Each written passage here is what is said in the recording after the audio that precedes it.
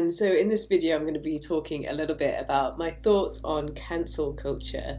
Quite a big thing at the moment, and I just wanted to give just a little bit of a perspective from a Christian viewpoint about it. And I want to be clear before I get into stuff that I really truly believe that people need to be accountable for their actions, and even their mistakes, that they didn't try to do something but it's hurt someone, then they need to be accountable for that. And definitely if they've done something illegal, then they definitely need to pay for their crimes. But I also believe that people can change and that everyone makes mistakes.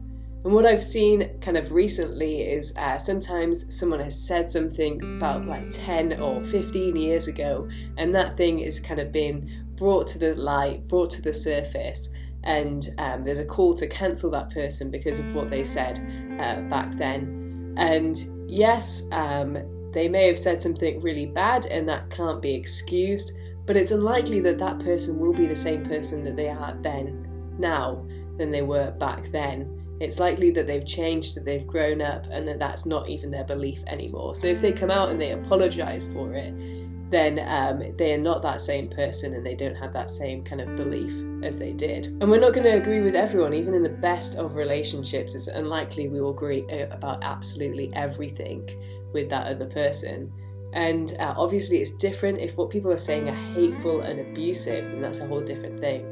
But if it's just that someone else has got a different worldview, a different viewpoint to us, then it's okay to disagree with people and still have a good relationship. And we believe as Christians that God gives us all a second chance. So Christians tend to use this word repentance quite a bit.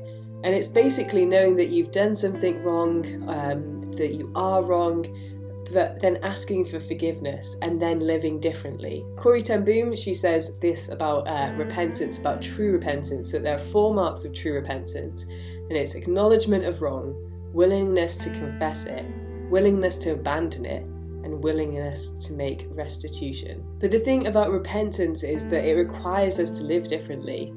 If we miss that part, then we miss the whole point. God says, come as you are, but not stay as you are.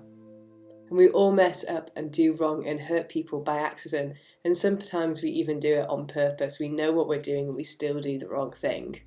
But the point is that we need to admit and confess that we've done wrong to God, have a fresh start, and then live differently, make better choices now. And we also need to forgive people who have done wrong.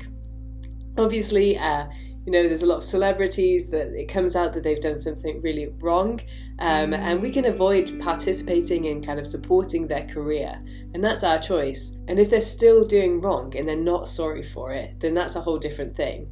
But if they have made a mistake and they are genuinely sorry and they want to grow and they want to change, then shouldn't we give people another chance rather than cancelling them completely? And obviously this is a huge topic and there's so much layers to this, and I'm not covering it all right now in this video.